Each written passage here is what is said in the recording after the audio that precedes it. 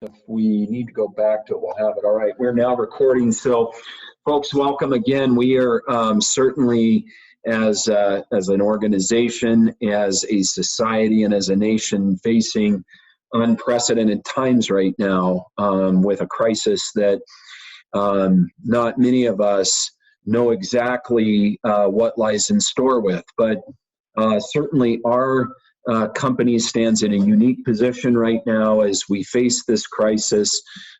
In many cases, our company may actually be called on to respond in this crisis. But what we really wanted to speak with everyone about is some of the processes that we are going to need to improve on and that we're going to need to utilize within our company to make sure that we keep people safe. And so we want to cover those. Now, a lot of those things you can see, I pulled up, Greer pulled up, or actually posted some information that is available. It will be available on social media, and then also in this blog, which is on our website, which talks about what Dayspring's response will be.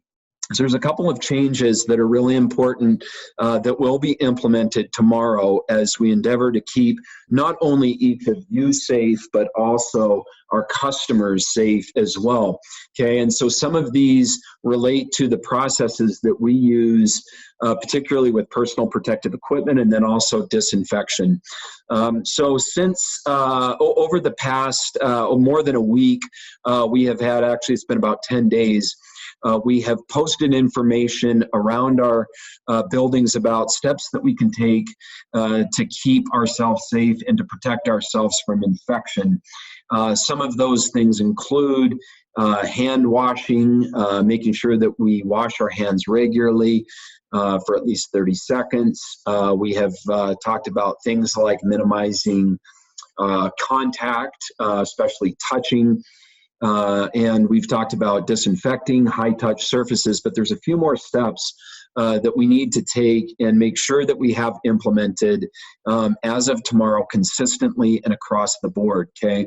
So one of the first things that we need to make sure that we are doing is that we're not only keeping our facilities disinfected, but that we also are disinfecting the vehicles that we're working in. And so the process that we will be asking everyone to be taking is whenever you return a vehicle to the facility, at a minimum, you may find it worthwhile just even to wipe down vehicles on the inside as well. But we want to make sure that our vehicles have high-touch surfaces disinfected. So this includes things like steering wheels, door handles, radio dials. This includes not only the handles on the inside of the vehicles there where we get in, but also where we get back out of the vehicles in not only the cab or the front of the vehicles, but also the cargo doors as well. So vehicles, we have to make sure, and folks, we got to work together to hold each other accountable to make sure that when we get back to our facilities that we are disinfecting these vehicles. And listen, this is not only for vehicles that have shared use, but all vehicles. So even if you think that, oh, I'm really the only person that's using it, I'm not afraid of my own germs, you still need to do this. We have to have this as a matter of habit and a matter of practice across our organization. The second thing is that we have to make sure that our equipment is disinfected as well. And this includes not only the restoration equipment that we have, but also our tools. So we will be making sure that we are providing disinfection solution in spray bottles. You can use rags and towels, paper towels, to make sure that anything coming back to our facilities that's being brought back into our facilities is disinfected. Our goal here is to minimize spread, okay? Folks, it's something that we're all going to have to come to grips with. This virus is going to spread. It's going to continue to spread throughout our communities.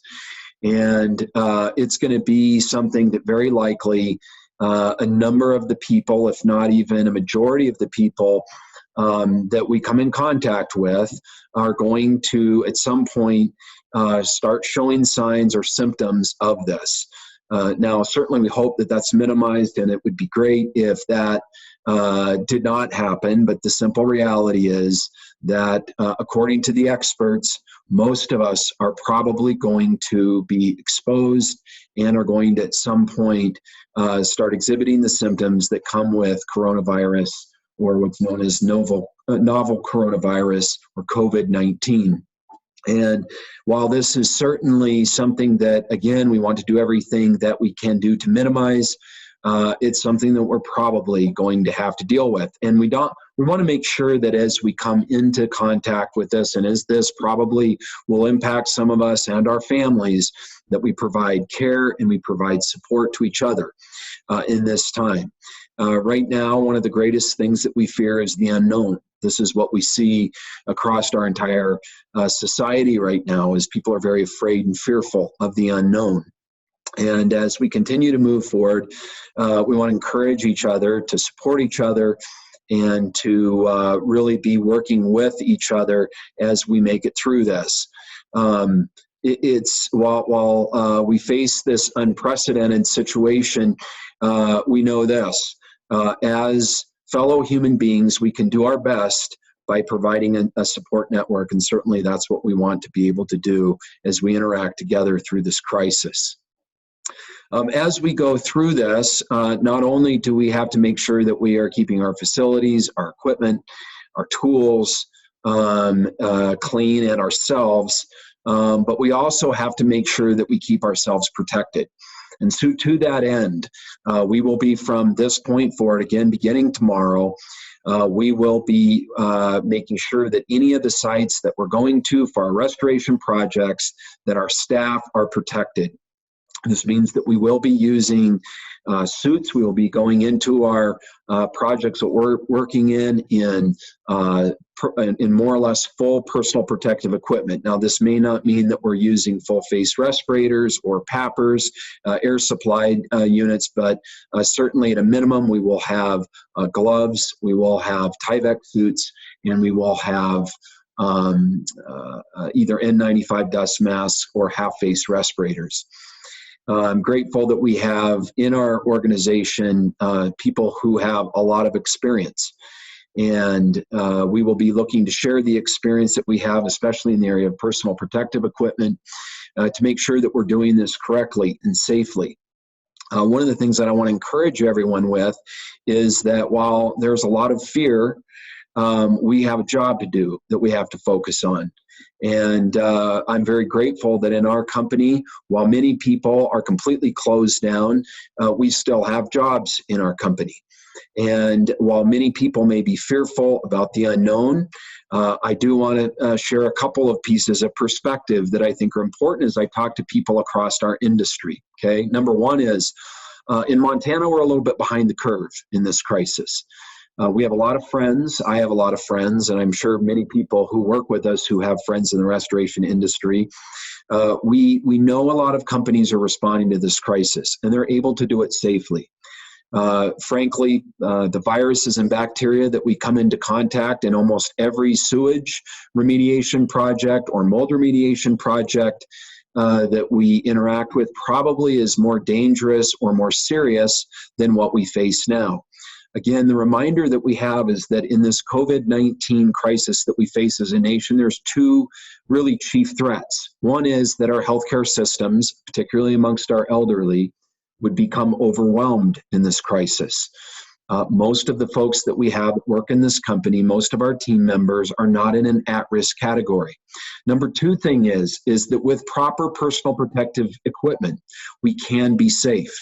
Okay, and our peers in this industry are able to be safe, and they have experienced no cases where people who are working in environments with proper personal protective equipment have greater exposure than doing simple things like pumping gas, where it's very possible or very likely that we could have people who are becoming infected in the general public.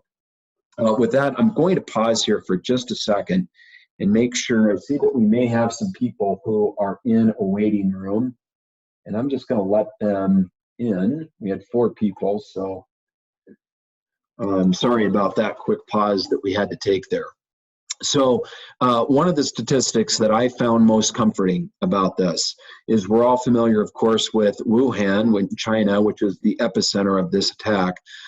You may or may not be aware that there was 42,000 health professionals that went into Wuhan, China at the epicenter of this crisis. The 42,000 medical professionals that went into Wuhan all had proper personal protective equipment. This means that they were protected in suits, in gloves, and in respirators. Of those 42,000 people that went in and worked in that area that was considered really the hot zone, not one single person of those 42,000 people, weeks after the event, have exhibited any signs or symptoms of succumbing to this virus. And so what we could really be is assured that as we work in these people's properties and we do this work, if we take proper precautions, if we're safe, we will be able to get through this. The other thing that I want to talk about is what exactly it is that we are going to be doing in this crisis. We have two scopes of work that we will be working in for people that are specifically related to COVID-19. One is we may be providing services to our customers that is preventative. This is customers who have concerns that perhaps their home has been impacted by the virus, or their business has been impacted by the virus. In these cases, and again, you can find information about this on our website. You can see on the screen that I have up here. I'm going to minimize this. You'll be able to see steps that we will be taking to reduce the spread of pathogens. This is really nothing more than making sure that we are properly applying disinfectant in buildings so that they can, so that the virus, I should say rather, is deactivated. Our work in these buildings that is preventative will not be cases where there's been known to be an infection, but simply where we are taking steps to make sure that the virus does not proliferate. In the other case that we may be working in, we will be using some of our specialized equipment like SteraMist to work in buildings where there's been a known infection. In cases that we're working in those buildings, again, the proper use, the proper donning and doffing of personal protective equipment is absolutely essential. Again, most of us would probably be in greater danger working in a sewage backflow than in this case, where we're working in a place where there was a known infection. But that is only if you are careful, if you adhere to the personal protective equipment standards that we have, and you make sure that you follow the processes that are in place to keep our vehicles safe, our equipment safe, and to keep our facilities safe. I'm sure that people are going to have questions about how we move through this. And folks, I'm going to have to tell you, we don't have all the answers yet. There is unprecedented steps being taken in our country right now at the highest levels to be able to deal with this crisis. Again, I'm grateful that as of yet, we have not had to have a single person that we've laid off because of our business being impacted by this. Of course, we don't know what the future holds, but what we can tell you is that we will do everything we can to communicate in a timely manner with you and communicate in a way that is honest and transparent and for the best of the long-term viability of your business and for our customers. With all that being said, I'm sure that there's folks that have some questions. I want to open up here now for just a few minutes to have discussion about any questions that you may have. Feel free to take yourself off of mute if you are on mute right now. And if there are questions, I'll endeavor to answer them. I also want to say one other thing, and this is that we likely will be having more discussions and briefings on this and communication with you. Certainly, we believe that communication is vital as we get through this, and we will continue to work through this in a spirit of communication with you. All right, so with that said, anyone have any questions? I know there's a whole bunch of folks who are signed in here. So go ahead, anyone that has a question. Hey, Mark, it's Megan. Hi, Megan. How's it going? You know, it's a lot of time. Of course, not only do we have Dayspring's response, but as an industry, RIA, Restoration Industry Association, is dealing with unprecedented items. And so it's anywhere from 30 to 60 phone calls a day. It's very busy. You're busy. So I have a question. next week, for example, I know none of my kids can go back to school. So I am going to need to be home. Is working like in the evening an option for people who have to, or for people who do have that option? Is that something? Megan, did you say working in the evening? Yeah. Yep. Here's what I'm going to tell everyone here. We are going to do everything we can to accommodate your situation in any way possible. Now, I can't guarantee that we can accommodate everyone's situation, but if it includes things like unique shifts, absolutely we will accommodate that. You need to have a discussion as early and as often as possible with your supervisors and the management team, okay? That's number one. I want anyone to know that if you have to deal with unique circumstances as they relate to your kids and your family, we first of all everything can accommodate you, and number two, you do not have to worry about losing your job at Dayspring. If you have to take time off to deal with that situation, your job is safe when you're ready to start working again. Okay, so you have that commitment from everyone. The other situations are that in some cases, and these are limited, in some cases we can support folks working remotely. Those, of course, have to be situations where we can still efficiently accomplish work. If someone needs water extraction, clearly we can't do that remotely. But for a lot of tasks that we do have, we can accommodate that. Again, if there are opportunities, talk to your supervisor. We are committed to pulling together to get through this thing in any way possible. Thank you. One other question I think someone had asked about is, or someone had, not in this context, but someone asked me the other day about is, what about people that are exhibiting symptoms? We've already talked about if you have a fever, especially anything over 100 degrees, please inform us right away so that we can disinfect surfaces if you've come in contact with surfaces at our facilities, vehicles, or equipment. And in those cases, you do need to follow the recommendations that have been given, whether it be by CDC or NIH. You need to be able to not risk infection to other people in the company. All right, what other questions do we have? Hey, Mark, this is Andy Gordon. Hey, Andy. Hey, quick question just kind of occurred to me as you were going through this. Are you guys seeing from other people in more affected places at this point? Are you guys seeing inbound requests from like private residences for like, oh, we had somebody and can you come and disinfect my private residence versus our commercial clients? Everything I've been hearing about is commercial clients. Most private residences, of course, are have folks living in them or folks quarantining. I mean, again, I think the thing that we all have to be able to remember is we cannot stop this spread. All we can do is hope to slow it or to contain it. So again, we are going to see over time, when you look at the projections that we're seeing, probably a lot of people on this call at some point are going to start showing symptoms of this. Again, I'd hope that's not the case, but most people are going to be able to get through this. And I know right now we have a huge fear of the unknown. In time, we're going to be able to get our arms around this. And most people, as we go through this, are going to be okay. If you do start showing signs or symptoms, again, the key is minimize the additional people in your families, and especially the elderly who are affected. That really is the key. Great, thank you. You bet, Andy. All right, any other questions? Hey, Mark, it's Nicole. Hey, Nick. I don't have a question, but it just something that you had mentioned the other day that I thought was a really good point, which was eye protection.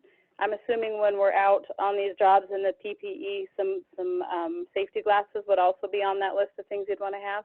Absolutely, Nicole. Appreciate you bringing that up. So, and this is one of the things we're learning a lot now from what the Chinese did to control the spread in China. Now, they had obviously a huge epicenter in Wuhan, but it's amazing how much they contained it beyond that. One of the things that they pointed out is the importance of eye protection, particularly around eyelashes and hair. So don't think that just because you're protecting your nose and your mouth that you've got everything covered. Okay, eye protection, safety glasses, or goggles are really important. And anyone who works in, and there'll be more briefings as we provide more information on personal protective equipment. Anywhere we're working where we know that there's been an infection, we absolutely have to have either PAPRs, which is air supply through a hood, or full face respirators. We will not be working on those projects without full face respirators or PAPRs. Good question, Nick, and thanks or good comment, I should say. Hey, Mark, it's Miguel. Hey, Miguel.